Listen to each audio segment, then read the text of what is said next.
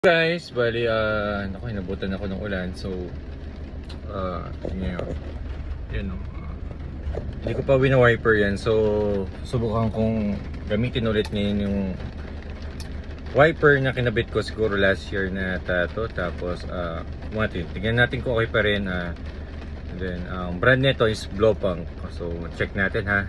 Wait lang. Yan, bali yan na. I-wiper ko na. Tingnan natin yung kagot. Tuloy-tuloy. Medyo blur yun.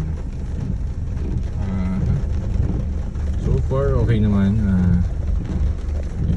Last year pa yan. So maganda pa rin siya kahit last year pa. Nabilad na sa araw yan, di ba?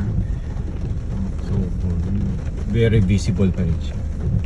Okay, so sa mga gusto dyan na kumuha, pwede mag-message po kayo or visit kayo sa store namin. Ayan guys.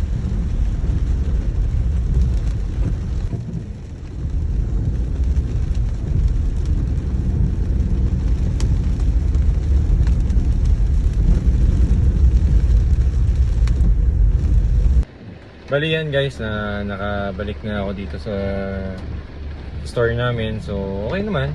Check nyo yan. Okay. So ang ganda talaga ng Blowpunk. Marami namang ibang brand na maganda rin. Pero sa ngayon kasi parang last year kasi talagang tinry ko siya. Kasi nagbebenta nga kami. No? And so far so good. Kasi yung iba kasing wiper, di ba yung iba parang pag iniiwan nila yung kotse na nakabilad sa araw, inaangat nila. So parang lumulutong yung pinaka-blade niya. Pero sa Blowpunk kahit iwan ko siya na nakalapat sa windshield ko, okay naman. Hindi naman siya yung nag-iiwan ng marks. Yun kasi yung may kasing kilalang brand na yun yung sakit niya. Maganda siya sa una pero may naiiwan siya na residues pag may mga dumi na titira tapos na swipe niya sa wiper. So yun yung medyo ayoko lang doon. So yun, pero marami pa rin ibang brand na maganda. Pero sa akin, ma-recommend ko talaga Blowpunk. Maganda, sobrang ganda. Sige na, bye!